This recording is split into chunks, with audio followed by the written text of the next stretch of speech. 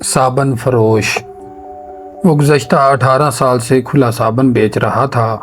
एक नंबर का उम्दा साबन जो कपड़ों का पुराने से पुराना मैल निकाल दे।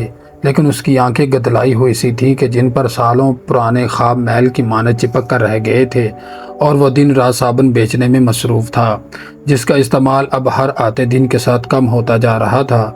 ईद के करीब आते ही उसकी आवाज़ बहुत ऊंची हो गई थी। उसने सोचा कि इस बार तो उसके कुछ ख्वाब ज़रूर पूरे होंगे।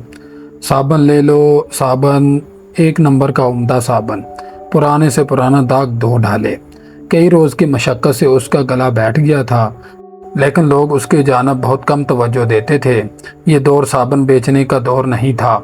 एक रोज़ वो शाम को थका हारा घर लौटा तो उसकी बीवी ने बच्चों के फटे पुराने कपड़े उसकी झोली में फेंक कर कहा, इनके लिए भी कोई साबन है?